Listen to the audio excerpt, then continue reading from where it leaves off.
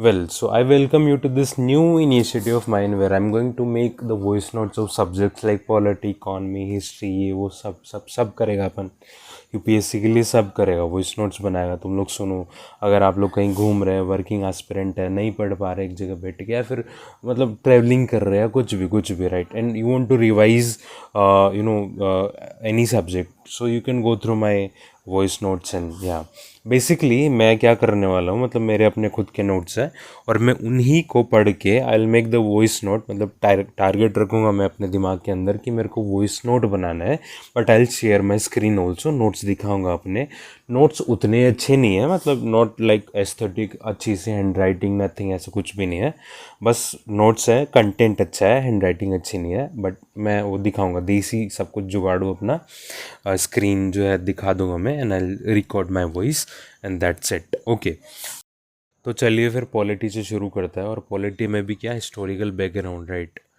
तो ओके, सो पहला है रेगुलेटिंग एक्ट। रेगुलेटिंग एक्ट कौन लेके आता था? वॉरेन हेस्टिंग्स लेके आता है। और मैं एक बात और बता दूँ कि जो जो बेसिक बेसिक चीज़ें हैं ना, जो like I hope you are पहली बार नहीं पढ़ रहे हैं, पहले भी पढ़े हुए हैं। और बेसिकली हमारा एम तो यही है ना कि रिवाइज करना वगैरह। तो जो बेसिक बेसिक जो है ना, जो सबको आता है, इजी इजी टाइप, तो वो मैं जल्दी से बोल के आगे नहीं बढ़ूँगा। और मैं वही चीज़ें रिआइट्रेट करूँगा जहाँ या तो कन्फ्यूज़न होता है, या फिर बार बार या तो क्वेश्चंस बनते हैं, या फिर वो थोड़ा हम भूल जाते हैं, तो वही सब ठीक है। तो रेगुलेटिंग एक्ट से शुरू करते हैं। 1773 Warren Hastings court of directors आता है, राइट। उसके बाद में गवर्नर ऑफ बंगाल को गवर्नर जनरल बना दिया जाता है। गवर्नर जनरल ऑफ बंगाल बना दिया जाता है बेसिकली। और उसके बाद में गवर्नर जनरल की काउंसिल भी बनती है, जिसमें 4 मेंबर होते हैं। मतलब एक गवर्नर जनरल हो गया, उसके 4 मेंबर अलग से होते हैं। सुप्रीम कोर्ट बनता है।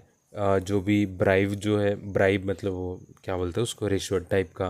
तो जो कंपनी के जो भी एम्प्लॉयज़ होते हैं, ब्राइब नहीं ले सकते हैं, और ब्राइब नहीं ले सकते तो उसका सैलरी भी बढ़ा देते हैं। बेसिक सी बात है, राइट। तो या सो this is all about regulating act, इतना ही है, आगे कुछ भी नहीं है। एक चीज़ ये है कि जो सुप्रीम कोर्ट बनता है ना 1774 में, तो उसका जो है वो कौन होता है, चीफ जस्टिस कौन होती है? तो एलिज़ा एम्फे होती है। एलिज़ा एम्फे, ठीक है। और इनको इम्पीच कर दिया था बाद में, क्योंकि वो सीन क्या रहता ना, ये मतलब छोड़ो, नॉट इम्पोर्टेंट। और उसके बाद में नेक्स्ट एक्ट आता है अमेंडिंग एक्ट ऑफ 1781। अब इसमें ना एक्ट ऑफ सेटलमेंट भी इसको बोलता है। इसमें ना बहुत सारे अलग अलग प्रोविज़न होते हैं, बट इजी करने के लिए कहीं पे भी ऐसा आए ना कि जहाँ पे सुप्रीम कोर्ट की पावर तो कम कर दे रहे हैं और गवर्नर जनरल की पावर को बढ़ा दे रहे हैं, तो that is amending act of 1781 और एक्ट ऑफ सेटलमेंट। बिल्कुल याद रखने का है कि जहाँ पे सुप्रीम कोर्ट की पावर कम कर रहे हैं ना ब्रिटिश एरा में, सो that is act of settlement. और 3-4 चीज़ें बहुत बेसिक सी है, लक्ष्मीकांत में दी है, बट इतना से याद रखो, काम बन जाएगा। उसके बाद में Pitt's India act. Pitt's India act का ईयर क्या है? 1784। ओके, पिट्स इंडिया एक्ट में 2-3 चीज़ें होती है। पहला तो है कि ब्रिटिश पोजीशन का पहली बार यूज़ होता है। क्या? ब्रिटिश पोजीशन, ठीक है, ये वर्ड का पहली बार यूज़ होता है। एक वर्ड होता है ब्रिटिश सोवरेनिटी। ये सोवरेनिटी वाला कहाँ यूज़ हो रहा है? तो एक्ट ऑफ 1833 में यूज़ होगा, ठीक है। देखो, ब्रिटिश पोजीशन जो है वो Pitt's India act, and British sovereignty 1813, ठीक है। आगे बढ़ता है।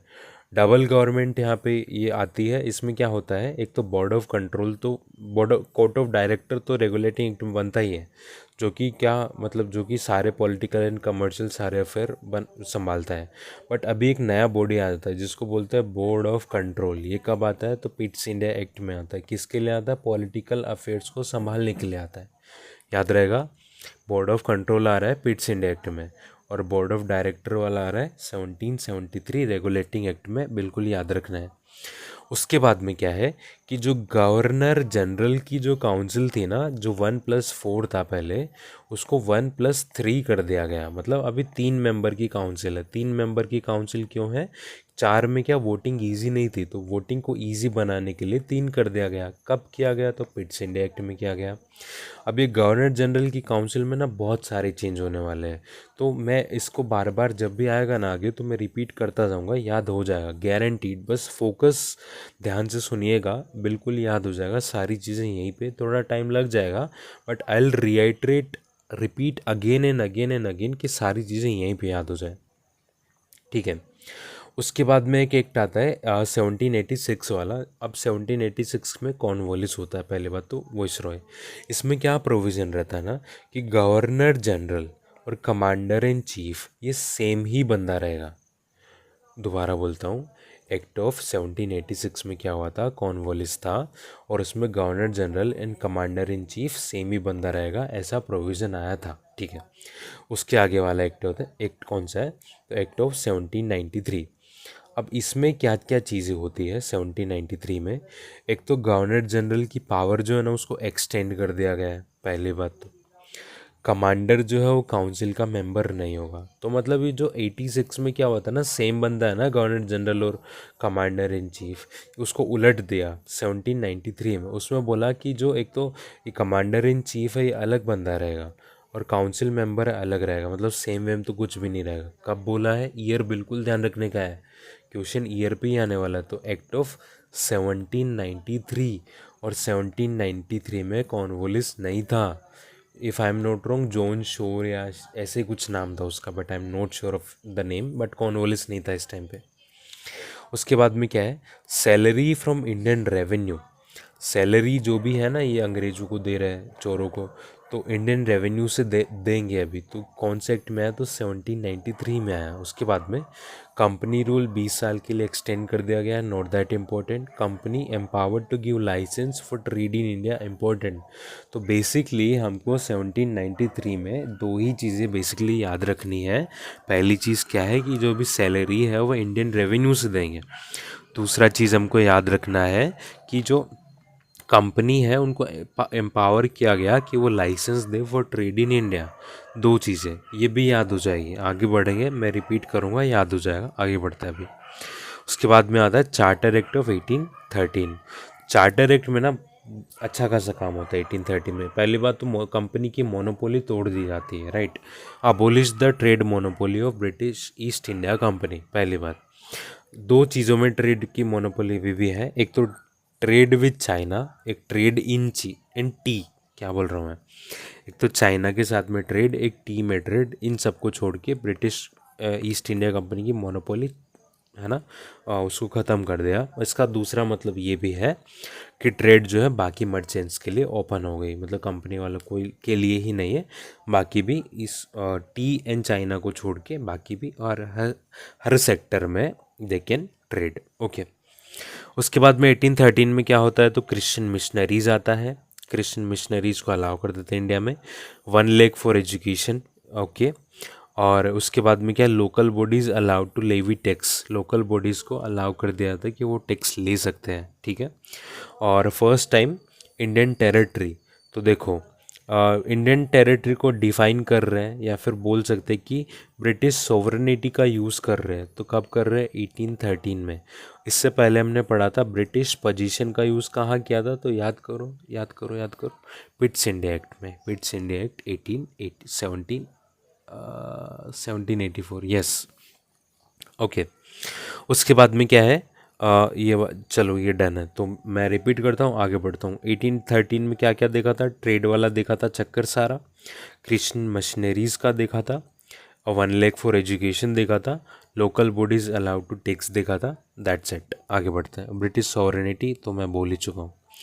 उसके बाद में अगला एक्ट है चार्टर एक्ट ऑफ 1813। तो इसमें क्या क्या होता है, पहली बात तो ये क्या होता है, फाइनल स्टेप ऑफ सेंट्रलाइजेशन होता है।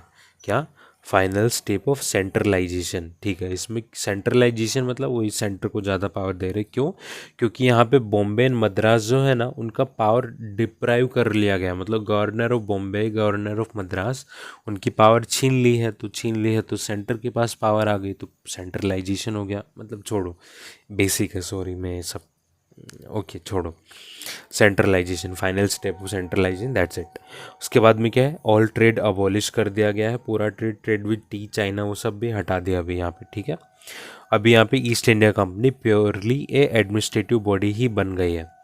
उसके बाद में क्या है, गवर्नर जनरल ऑफ इंडिया बना दिया गया। गवर्नर जनरल ऑफ बंगाल जो था ना उसको गवर्नर जनरल ऑफ इंडिया बना दिया गया। और पहला कौन होता है, विलियम बेंटिक होता है, बेसिक सी है, आगे बढ़ूंगा मैं। लॉस को भी एक्ट बोलेंगे, ठीक है। और यहाँ पे ना एक बहुत ही इंपॉर्टेंट काम होता है, क्या क्या, क्योंकि मतलब क्या होता है वो कि गवर्नर जनरल की जो काउंसिल जो है वो अभी लेजिस्लेटिव बॉडी का काम करने वाली है। मतलब कि गवर्नर जनरल की काउंसिल है वो लॉ भी बनाने वाली है अभी। उसके अलावा हमने देखा था ना कि इनिशियली गवर्नर जनरल की काउंसिल में 4 मेंबर थे, फिर पिट्स इंडिया एक्ट में एक कम कर दिया गया वोटिंग इजी बनाने के लिए, तो 3 हो गए। फिर अभी 1833 वाले एक्ट में क्या हो रहा है, एक मेंबर और ऐड हो जा रहा है, और वो कौन है, लो मेंबर। नाम क्या है, मैकॉले, लॉर्ड मैकॉले, राइट। उसके बाद में क्या है, ओपन कंपटीशन को प्रपोज किया गया, बट अपोज करते हैं उसको तो वो नहीं हो पाता, तो अगले एक्ट में होगा वो सब, ठीक है, 1853 में। तो बस इतना ही है कि propose the competition for civil servant exam, ठीक है, आगे बढ़ता है। और उसका क्राइटेरिया जो रहता है ना, फिटनेस से रिलेटेड रहता है, ऐसा नहीं कि एग्ज़ाम लिखना होता, बस भाग दौड़ ये, ठीक है, डन। उसके बाद में final steps taken for slavery. तो स्लेवरी को बैन कर दिया गया था कब, तो 1843 किया गया था, 42 लिखा है, 1843 को स्लेवरी को बैन किया था कौन से एक्ट के अंडर, तो 1833 एक्ट, 3 वाले एक्ट के अंडर, ठीक है। उसके बाद में आईपीसी एंड सीआरपीसी कौन से एक्ट में इनेक्ट हुआ था, तो 1813 में इनेक्ट हुआ था, ठीक है। अरे 33 रे, 13 बोल रहा हूँ मैं, 1833 में हुआ था, राइट। उसके अलावा मैकॉले वाला मैंने बता दिया कि लॉ मेंबर एक और हो गया था। तो बेसिकली मैं मोटा मोटा रिवाइज करवा देता हूँ इसको। 1833 में क्या क्या पढ़ लिया, पहली बात पढ़ी फाइनल स्टेप ऑफ सेंट्रलाइजेशन। उसके बाद में पढ़ा कि सारा ट्रेड अबॉलिश हो गया। उसके बाद में गवर्नर जनरल ऑफ इंडिया बन गया विलियम बेंटिक, लॉज को अभी एक्ट बोलेंगे। और गवर्नर जनरल की जो काउंसिल है वो अभी लेजिस्लेटिव बॉडी का भी काम करेगी, मतलब लॉ बनाएगी देश के लिए। और एक मेंबर लॉ मेंबर हेड होता है, वो कौन होता है, मैकॉले होता है। तो अभी मतलब गवर्नर जनरल की काउंसिल में कितने मेंबर हो गए, तो 4 मेंबर हो गए।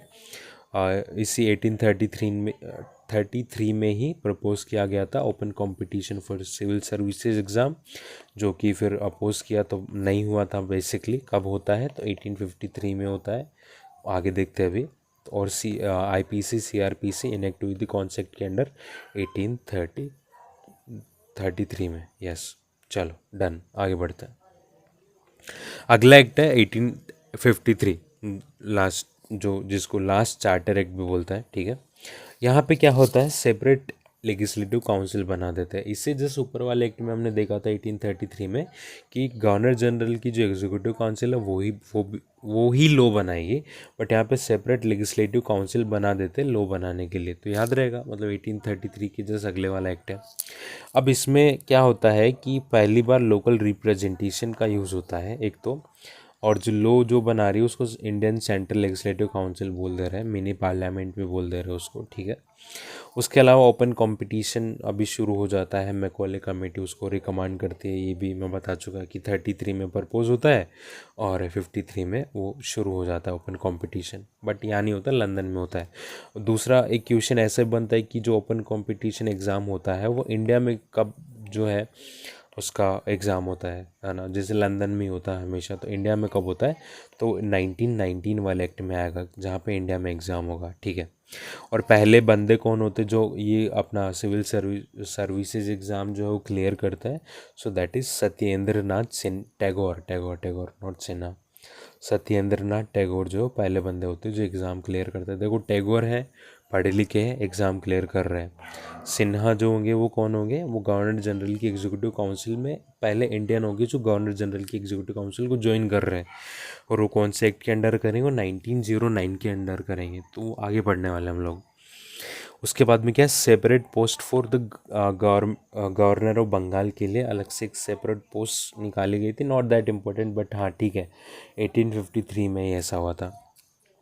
अब देखो जो वीटो पावर जो है गवर्नर जनरल को, वो कौन से एक्ट के अंडर आया था, तो 1853 के अंडर आया था, ठीक है। और ये कोर्ट ऑफ डायरेक्टर को इसको मेंबर वगैरह कम कर दिए थे, नॉट इम्पॉर्टेंट। बस अब देख लो, मैं इसको दोबारा रिपीट कर रहा हूँ, जो 2-3 चीज़ें हमको याद रखनी है। पहली बात तो सेपरेट लेजिस्लेटिव काउंसिल बनी थी। दूसरी बात, फर्स्ट टाइम लोकल रिप्रेजेंटेशन का यूज़ होता है। Third time open competition exam हो रहा है, बट एग्ज़ाम लंदन में हो रहा है। और फोर्थ वाला, सत्येंद्र नाथ टैगोर जो है वो एग्ज़ाम को क्लियर करते हैं, पहले इंडियन होते हैं ऐसे। और पांचवी चीज़ की वीटो पावर मिलती है किसको, गवर्नर जनरल को। दैट्स इट, आगे बढ़ते हैं। अभी है गवर्नमेंट ऑफ इंडिया एक्ट 1858। 1858 में क्या है, पहली बात तो सेक्रेटरी ऑफ, अब देखो 1857 वाला रिवोल्ट होता है तो वैसे सोच के आगे बढ़ना। अब रिवोल्ट हो गया, इतना बड़ा पंगा हो गया इन लोग का, राइट। तो इसके बाद में एक नया बॉडी बनता है, secretary of the state of India, SOS जिसको बोलता है। ये बेसिकली कौन होता है, ये MP होता है, मेंबर ऑफ पार्लियामेंट होता है ब्रिटेन का, जो ब्रिटेन की उसमें बैठता है, ब्रिटेन के हाउस में बैठता है, राइट, लोअर हाउस में। और वो इंडिया को रिप्रेजेंट करता है काइंड ऑफ। ओके, तो एक तो SOS का एक नया जो है बॉडी बना है, और उसको असिस्ट करने के लिए 15 मेंबर की काउंसिल बनती है। कब बनती है, गवर्नमेंट ऑफ इंडिया एक्ट 1858 को, ठीक है। दूसरी बात, यहाँ पे जो फर्स्ट जो कौन SOS फर्स्ट कौन है इंडिया के, सो that is Edward Henley Stanley. Edward है, थोड़ा मिसिंग है, एडवर्ड हेनरी स्टेनले, ठीक है। और ये आंसरेबल होता है टू द पार्लियामेंट। उसके बाद में क्या है, अभी यहाँ पे board of control, court of directors, जो कंपनी वाले होते हैं ना, जो कंपनी अच्छे से काम नहीं कर रही होती तभी रिवोल्ट होता है क्राउन के हिसाब से, तो उसको अबॉलिश कर दिया जाता है। तो बोर्ड ऑफ कंट्रोल बना कब था, याद करो, बोर्ड ऑफ कंट्रोल ऐसे मत बोल देना, रेगुलेटिंग एक्ट मत बोल देना, पिट्स इंडिया एक्ट है 1784। रेगुलेटिंग एक्ट में कौन सा था, कोर्ट ऑफ डायरेक्टर्स, ठीक है। उसके बाद में क्या, इलाहाबाद दरबार लगता है कब, 1858 में। और उसके बाद में ट्रीटीज़ ऑफ कंपनी जो है वो अभी भी काम करेगी, वही सारी कहानी, ठीक है। बेसिक कुछ ही नहीं है, SOS बनता है, एडवर्ड हेनली स्टेनले बंदे का नाम रहता है, अबॉलिश कर देते हैं बोर्ड ऑफ कंट्रोल को, कोर्ट ऑफ डायरेक्टर को, दैट्स इट, आगे बढ़ता है। अभी ये वाला एक बहुत इंपॉर्टेंट है, ये मैंने शायद BPSC का मेंस में भी क्वेश्चन आया था इस बार वाला, लास्ट ईयर वाला। ये इंडियन काउंसिल एक्ट 1861 में क्या क्या प्रोविज़न ऐसा है, देखो। पहली बात तो ये फाइनल स्टेप ऑफ सेंट्रलाइजेशन वाला कौन सा देखा था हम लोगों ने, तो वो देखा था 1853, sorry, final step of centralisation देखा था 1833, मुँह से निकल गया, मेरे मुंह पे निकल गई। ओके, तो 1833 वाला देखा था। उसके बाद में क्या है, 1861 वाले में क्या हो रहा है, डिसेंट्रलाइजेशन शुरू हो रहा है।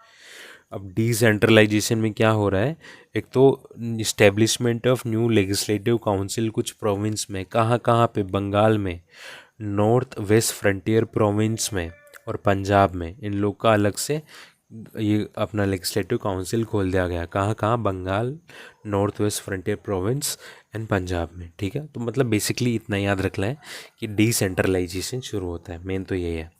उसके बाद में पोर्टफोलियो सिस्टम शुरू होता है। पोर्टफोलियो सिस्टम का मतलब क्या है, जैसे अपने आज के टाइम पे होते हैं ना, PM अलग होते हैं, फिर फाइनेंस मिनिस्टर अलग होते हैं, होम मिनिस्टर अलग होते हैं, वैसे ये पोर्टफोलियो सिस्टम है, मतलब डिवाइड कर दिया इन सब्जेक्ट्स को अलग अलग, राइट। तो विभाग बना दिए बेसिकली अलग अलग। तो पोर्टफोलियो सिस्टम, तो ये कौन लेके आता है, कैनिंग लेके आता है 1861 में, ठीक है। उसके बाद में ऑर्डिनेंस सिस्टम आता है। अब देखो ऑर्डिनेंस सिस्टम की नीड क्यों होती है, क्योंकि जो भी गवर्नर जनरल है, मतलब ऑर्डिनेंस सिस्टम प्रेसिडेंट लेके आता है, राइट, आज के टाइम पे तो, बट उस टाइम मान लो तो गवर्नर जनरल है, और उसी टाइम पे पोर्ट क्या बोल रहा हूँ मैं, वेट एक मिनट, ओके। कैबिनेट सिस्टम जब आ चुका, कैबिनेट सिस्टम आ चुका, पावर का डिस्ट्रीब्यूशन हो चुका, तभी तो ऑर्डिनेंस चाहिए ना हम लोग को, वरना तो एक ही के पास पावर है तो फिर ऑर्डिनेंस की ज़रूरत ही नहीं है, राइट। तो कैबिनेट सिस्टम आ रहा है, मतलब 1861 में ही ये अपना पोर्टफोलियो सिस्टम भी आ रहा है, ठीक है। इतना याद रखना, अगर लिंक कर पा रहे हो तो वेल एंड गुड, वरना ठीक है, याद कर लेना। एग्जीक्यूटिव काउंसिल जो है, इसका हमने स्टोरी क्या क्या देखा था, पहले 4 मेंबर थे, पिट्स इंडिया एक्ट में 3 हो गए थे, 3 हो गए थे। उसके बाद में 1833 में देखा था कि एक लॉ मेंबर ऐड होता है, कौन, मैकॉले ऐड होता है। अभी 1861 में क्या है कि एक और मेंबर ऐड हो गया जो कि जूरिस्ट, ठीक है, जो कि जूरिस्ट है। उसके बाद में क्या, नॉन ऑफिशियल मेंबर भी कुछ ऐड होते हैं, कौन कौन, एक तो राजा बनारस, दिनकर राव एंड महाराजा पटियाला। तो ये 3 बंदे होते हैं, वो नॉन ऑफिशियल मेंबर्स ऐड होते हैं, कहाँ पे, सेंट्रल लेजिस्लेटिव काउंसिल में। सेंट्रल लेजिस्लेटिव काउंसिल स्टेब्लिश कब किया गया था इसको, तो 1853 में। कब, क्यों, क्योंकि 1833 में क्या हुआ था, गवर्नर की जो एग्जीक्यूटिव काउंसिल है वो ही लेजिस्लेटिव बॉडी का काम कर लग गई थी, उसके अगले ही एक्ट में अलग से बॉडी बना दी गई थी। उसके बाद में 1861 में क्या था कि नॉन ऑफिशियल मेंबर्स को भी इसमें ऐड किया गया था। सारा आई होप याद होगा, ठीक है। तो बस मैं इसको रिपीट कर देता हूँ, आगे बढ़ता हूँ। 1861 में देखा डिसेंट्रलाइजेशन शुरू होता है, पोर्टफोलियो सिस्टम और ऑर्डिनेंस पावर। तो मतलब शायद make I hope you people are making sense, दोनों क्यों साथ में होंगे। पावर एक के पास रहेगी तो ऑर्डिनेंस नहीं चाहिए होता है बेसिकली। जब पावर का डिस्ट्रीब्यूशन होता है मतलब पोर्टफोलियो सिस्टम जो बना दिया तभी ऑर्डिनेंस की नीड है, तो दोनों साथ में आते हैं 1861 में। उसके बाद में एग्जीक्यूटिव काउंसिल में एक और जूरिस्ट मेंबर ऐड हो जाता है, ठीक है। आगे बढ़ते हैं, उससे आगे वाला एक्ट आता है 1892। अब 1892 की क्या कहानी है? 1892 में पहले बात तो क्या होता है, जो सबसे मेन है कि बजट जो है डिस्कस करने का पावर मिल जाता है हम लोगों को। कितना बड़ा पावर हो भाई, बट ठीक है। तो डिस्कस द बजट पावर कब आया? तो 1892 को आया। आज सप्लीमेंट, अब इसमें क्या होता है कि जो क्वेश्चन हम लोग कर सकते हैं जो बजट से रिलेटेड कुछ भी हो, बट एक तो सप्लीमेंट्री क्वेश्चन नहीं पूछ सकते हैं, और एक 6 दिन का एडवांस नोटिस देना पड़ेगा इन लोग को। Okay okay. उसके बाद में क्या है, रिकमेंडेशन ऑफ लोकल, जिसमें जमींदार हो गया, यूनिवर्सिटीज़ हो गई, ट्रेड यूनियन वगैरह वगैरह ये सब हो गए, तो उनके रिकमेंडेशन लेने लग गए। क्यों? क्योंकि वो उसमें सेंट्रल लेजिस्लेटिव काउंसिल है ना, उसमें बंदों को, इंडियंस को ऐड करने के लिए। तो इसको ऐसे बोल सकते हैं, मतलब इलेक्शन में क्या होता है, हमारे रिकमेंडेशन लेते हैं government in voting form, but यहाँ पे बेसिक ये जमींदार बड़े बड़े लोग हैं, उन सबका रिकमेंडेशन लेने लग गए। तो we can't say it as election, but in election जैसा कुछ शुरू हो रहा है यहाँ पे 1892 में, राइट। जो आगे जाके अच्छा हो जाएगा, मतलब ग्रोथ होती, इवेल्युएशन होता जाएगा इसका, खैर एवोल्यूशन। ओके। तो 1892 में क्या क्या देखा था, एक तो जो बजट का पावर डिस्कस करने का जो राइट मिला है, सप्लीमेंट्री क्वेश्चन नहीं पूछ सकते हैं, और रिकमेंडेशन ऑफ लोकल्स ले रहे कौन कौन का, जमींदार्स का, यूनिवर्सिटीज़ का, ट्रेड का, ये का वो का, ठीक है, डन। अब इसके बाद में कौन सा एक्ट आता है? तो 1909, जिसको मोर्ले मिंटो रिफॉर्म्स भी बोलता है। उसमें क्या क्या होता है, एक तो जो सेंट्रल लेजिस्लेटिव काउंसिल होती ना, तो याद करो कब बनी, याद होगा तुम लोग को, अभी तो मैं क्या ही बताऊँ, चलो बता देता हूँ। 1853 को बनी थी। उसके बाद में क्या है, उसका जो 16 से लेके 60 इसका जो मेंबर कर दिया गया था 1909 वाले एक्ट में, ठीक है। उसके बाद में सेपरेट इलेक्टोरेट, तो ये सबको बच्चे बच्चे को पता है, ठीक है। शिमला डेलीगेशन, आगा खान, ये लोग सेपरेट इलेक्टोरेट, तो इसको छोड़ ही दो। उसके बाद में क्या, एग्जीक्यूटिव काउंसिल का एक और मेंबर बढ़ गया, तो इसकी कहानी बताओ, सोचो सोचो, दिमाग में याद करो कब ये शुरू होती है ये सारी कहानी। तो रेगुलेटिंग एक्ट में कहानी शुरू होती है, 4 मेंबर होते हैं। उसके बाद में पिट्स इंडिया एक्ट में उसको 3 कर दिया जाता है। उसके बाद में क्या क्या होता है, 1833 वाले में क्या होता है, एक मैकॉले को ऐड कर लिया जाता है। 1861 में क्या होता है, एक जूरिस्ट को ऐड कर लिया जाता है। जूरिस्ट को ऐड कर लेंगे तभी अभी 5 हो जाएंगे, राइट, मतलब 3, एक लो मेंबर 4 और एक जूरिस्ट 5। 61 में और क्या क्या हुआ था, सोचो सोचो सोचो, 61 में क्या हुआ था? 61, राइट, एक तो इसमें क्या बोलते हैं, पोर्टफोलियो सिस्टम आया था, राइट, ऑर्डिनेंस वाला कहानी आई थी इसमें 61 में, ठीक है। और recommendation of locals, sorry I mean local representation हो गया था, दिनकर राव पटियाला ये वो, ठीक है, इन तीनों लोग का, डन। आगे बढ़ता है। उसके बाद में क्या, एग्जीक्यूटिव ये वाला हो गया। और हाँ, जो ओके, एग्जीक्यूटिव काउंसिल जो होता है ना, तो 61 में देखा तो जूरिस्ट ऐड होता है, और अब जूरिस्ट के बाद में 1909 में एक इंडियन को भी ऐड कर लेते हैं, जिनका नाम होता है सत्येंद्र प्रसाद सिन्हा। हमने सत्येंद्र प्रसाद टैगोर पढ़ा था, क्यों पढ़ा था याद करो, क्योंकि वो यूपीएससी एग्ज़ाम निकालते हैं उस टाइम की, मतलब जो भी उसका नाम था, राइट। तो यहाँ पे सत्येंद्र प्रसाद सिन्हा कौन होता है, पहले इंडियन होते हैं जो कि एग्जीक्यूटिव काउंसिल का पार्ट होता है, कौन से एक्ट के अंडर, तो 1909 एक्ट के अंडर, ठीक है, डन। उसके बाद में क्या है, कैन आज सप्लीमेंट्री क्वेश्चन ऑन बजट, तो बजट का पावर कहाँ पे आया था, तो 1892 को आया था, बट सप्लीमेंट्री क्वेश्चन नहीं पूछ सकते थे। बट 1909 में क्या है कि सप्लीमेंट्री क्वेश्चन तो पूछ सकते हैं, बट वही बंदा पूछेगा जिसने ओरिजिनल क्वेश्चन पूछा है, समझ में आया? जिसने ओरिजिनल क्वेश्चन पूछा है वही सप्लीमेंट्री क्वेश्चन पूछ सकता है, ठीक है। आगे बढ़ते हैं। और दूसरी चीज़ एक और क्या हुई थी, जो 1892 जो था, उसमें तो केवल बजट का पावर डिस्कस करने का ही हमको मिला था, राइट। बट 1909 में राइट जो है उसको वोटिंग राइट भी मिल गया बजट के रिलेटेड, मतलब नॉट होल बजट बट एक एनी पार्ट ऑफ बजट, तो उसमें वोटिंग का पावर इंडियंस को मिला था कौन से एक्ट के अंडर, 1909। देखो वोटिंग वाला 1909 और पावर टू डिस्कस वाला 1982, आई मीन 19 नहीं 1892। ठीक है डन, आगे बढ़ता है। उसके बाद में क्या है 1919 में क्या हो रहा है, अभी ये वाला बड़ा है थोड़ा, राइट। अब इसमें क्या क्या होता है, मोंटेग्यू चेम्सफोर्ड सबको पता है। ओके, एक तो है कि ओनली एक्ट है जिसमें प्रियम्बल होता है, जितने भी सारे एक्ट आ रहे हैं ना तो प्रियम्बल इसी एक्ट में होता है, ये तो पहली बात। दूसरी बात क्या है, लेजिस्लेटिव लिस्ट जो है उसको सेपरेट कर दिया जाता है। एक तो फेडरल लिस्ट मतलब डायर की आ जाती है बेसिकली, कहाँ पे आती है, प्रोविंस में आती है। तो बेसिकली क्या होता है, एक तो फेडरल लिस्ट होता है कि प्रोविंशियल लिस्ट होता है। तो फेडरल लिस्ट को तो कौन देखेगा, केवल और केवल गवर्नर जनरल देखेगा। और जो प्रोविंशियल लिस्ट जो है इसमें दो लिस्ट और हो जाती है, कौन कौन सी, एक तो रिजर्व लिस्ट होता है, एक ट्रांसफर्ड होता है। तो इसमें जो प्रोविंशियल लिस्ट जो है ना उसकी जो रिजर्व लिस्ट है उसमें तो केवल अभी भी जो है गवर्नर देखेगा, मतलब जो जो इम्पोर्टेंट मुद्दे हैं वो अभी गवर्नर के ही हाथ में है। फॉर एग्जांपल कौन कौन सा हो गया, पुलिस हो गया, जस्टिस हो गया, एडमिनिस्ट्रेशन ऑफ जस्टिस, उसके बाद में प्रेस हो गया, लैंड रेवेन्यू हो गया, मतलब मोटा मोटा जो जो मेन मेन चीज़ें हैं ना वो तो अभी भी गवर्नर के पास में है।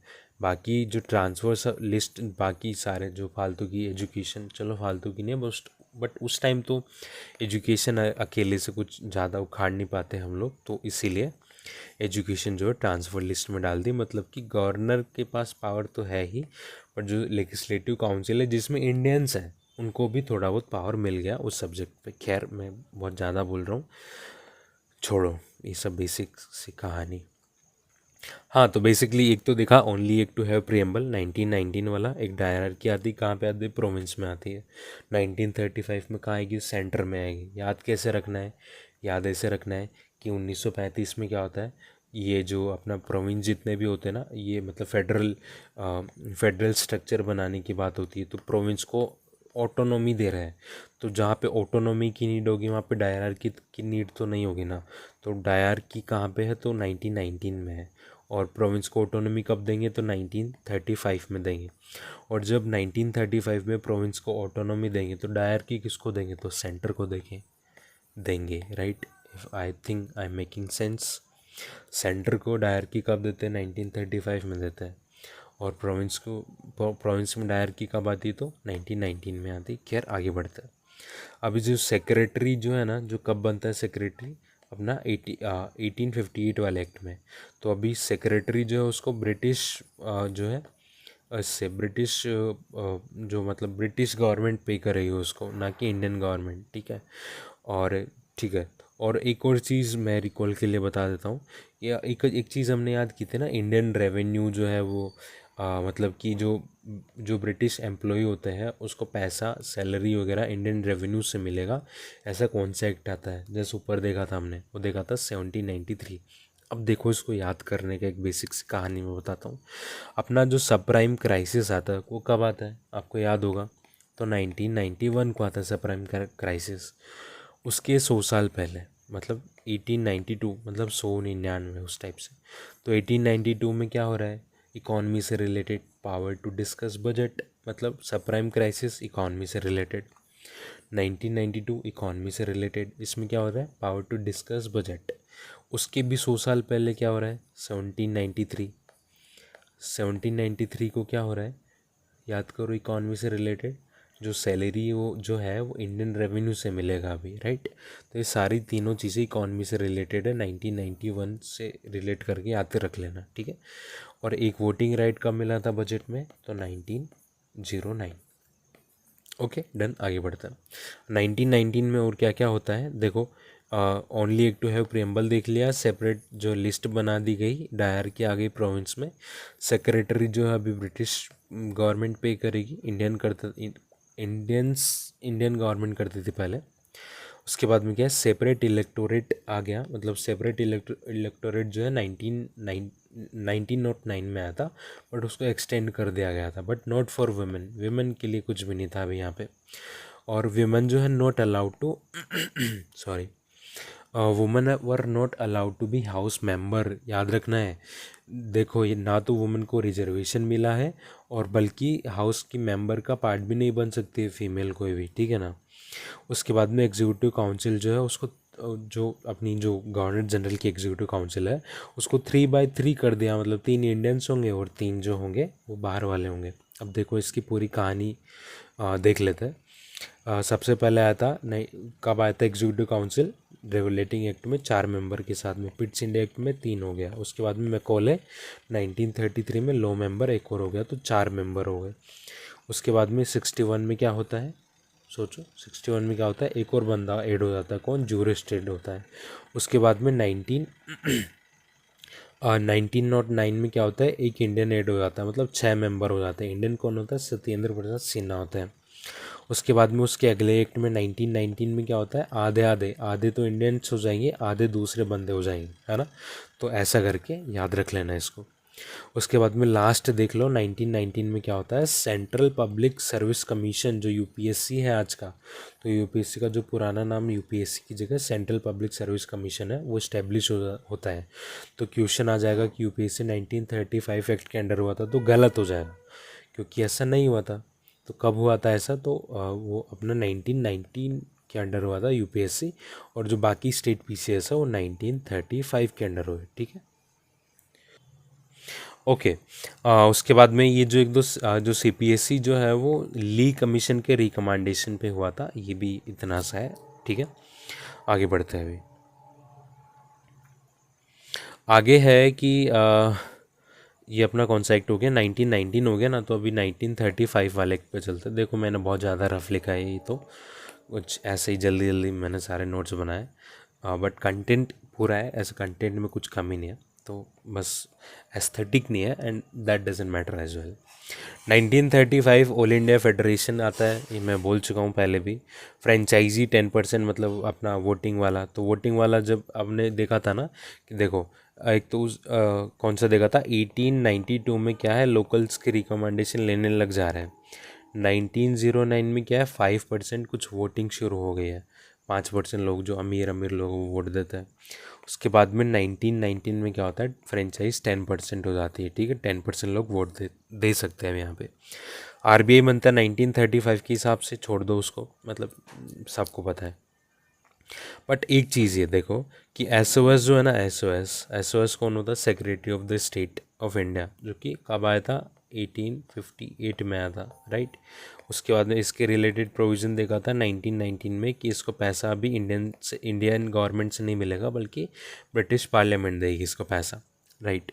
उसके बाद में देखा था हमने कि financial control to the viceroy जो है, मतलब कि अभी जो फाइनेंशियल कंट्रोल किसके हाथ में था, तो एसओएस के हाथ में था 1935 में, जो कि अभी किसके हाथ में चला जाएगा, वॉइसरॉय के हाथ में वापस चला जाएगा। नॉट दैट इम्पोर्टेंट, छोड़ सकते हो उसको।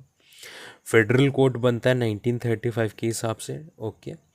उसके बाद में ना सेपरेट इलेक्टोरेट को और बढ़ा देगा, तो किस किस के लिए बढ़ा देगा, तो एससी के लिए बढ़ा दिया। एससी के अलावा जो फीमेल को भी रिजर्वेशन मिल जाता है अभी यहाँ पे, याद रखना है, फीमेल को रिजर्वेशन कौन से के अंडर मिला, तो 1935 के अंडर मिला, ना कि 1919 के अंडर मिला, ठीक है। उसके बाद में प्रोविंशियल ऑटोनॉमी जो है आ जाती है, 6 प्रोविंस में होते हैं, आज भी तो 6 ही प्रोविंस है ना जहाँ पे 2 बाई कैमरलिज्म है, जहाँ पे 2 हाउस है। सोचो याद करो कौन कौन से हैं, तो देखो यूपी बिहार हो गए, दोनों भाई भाई, है ना, यूपी बिहार हो गए, और उसके अलावा महाराष्ट्र हो गया और कर्नाटका हो गया, महाराष्ट्र कर्नाटका।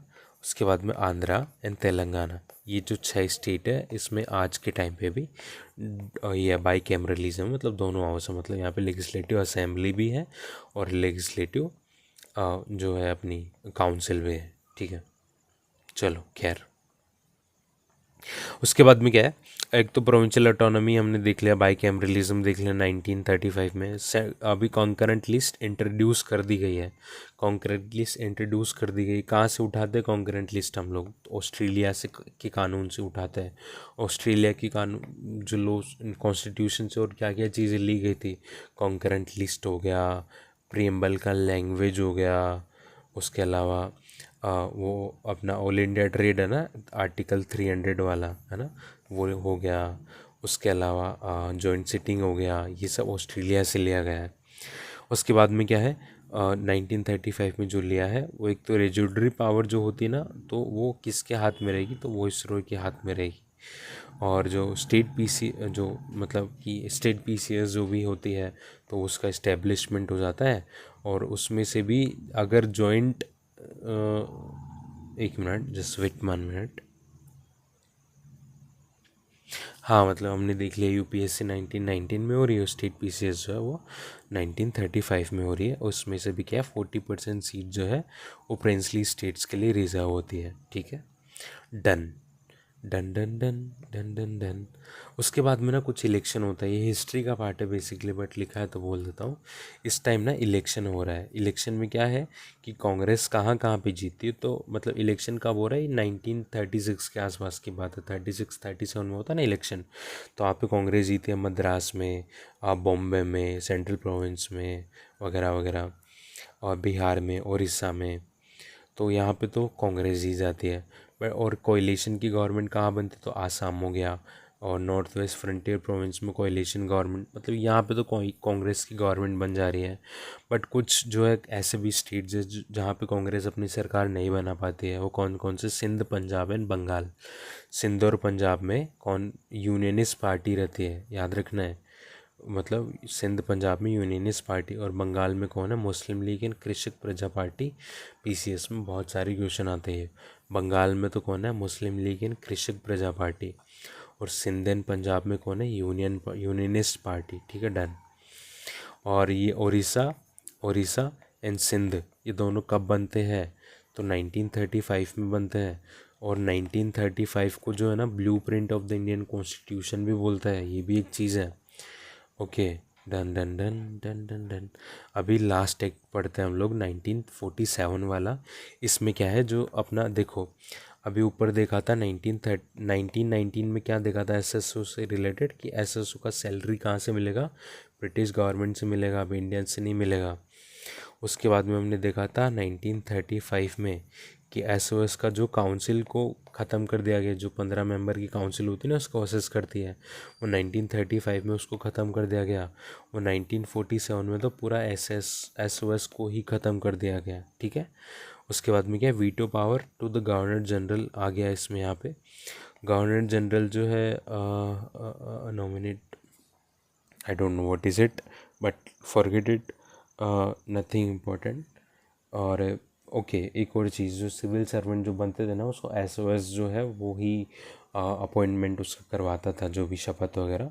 बट अभी यहाँ पे जो जैसे एसओएस ख़त्म, तो किसके पास आएगा, गवर्नर जनरल के पास वो काम आ जाएगा। नहीं वेट, हाँ, दैट्स इट, गवर्नर जनरल जो है वो करेगा क्या, सिविल सर्वेंट्स का अपॉइंटमेंट, कब, 1937 के बाद में। So this is how we have completed all historical background. इसके बाहर कुछ भी नहीं है। तो बेसिकली मैं 2 मिनट और लूँगा, और जो जो भी इम्पोर्टेंट चीज़ें हैं उसका मैं रिआइटरेट करवा के I will be done. Regulating act में कुछ भी खास नहीं देखा था, आगे बढ़ते हैं। अमेंडिंग एक्ट में देखा था कि जो एक्ट ऑफ सेटलमेंट बोलते हैं, और सुप्रीम कोर्ट का पावर जो है वो कब कर दिया, मतलब कम कर दिया था जहाँ पे। पिट्स इंडिया एक्ट में देखा था डबल गवर्नमेंट आती है, board of court of director जो पुराना होता है, बोर्ड ऑफ कंट्रोल नया बढ़ता है। और ब्रिटिश पोजीशन का पहले बार यूज़ होता है, ब्रिटिश सॉवरेनिटी का यूज़ होता है 1813 में। ठीक है, डन। और 1786 में कॉर्नवालिस वगैरह ऐसे देखा था कि भाई सेम बंदा रहेगा। 93 में देखा था कि सेम नहीं रहेगा। 1913 में कॉर्नवालिस नहीं होता है और कोई रहता है गवर्नर जनरल। 1793 बजट वाला याद है ना, बजट का 1892 देखा था, बजट पावर डिस्कशन।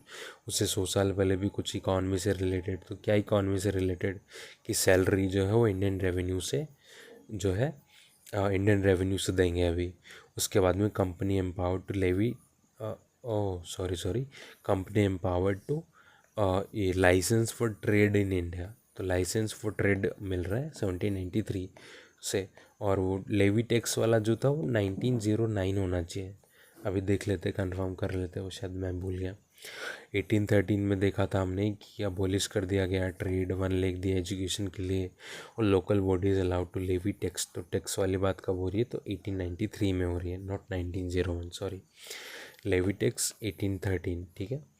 लाइसेंस वाली बात कब हो रही है? तो 1793 में, ठीक है।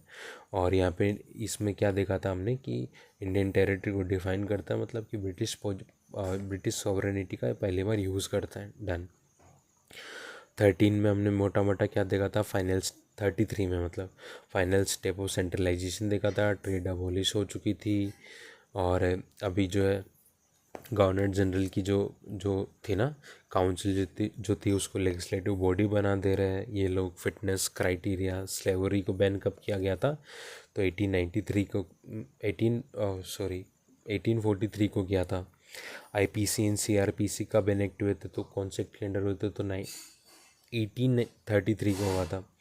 चार्टर एक्ट का देखा था हमने कि लास्ट चार्टर एक्ट कौन सा था? तो 1853 था।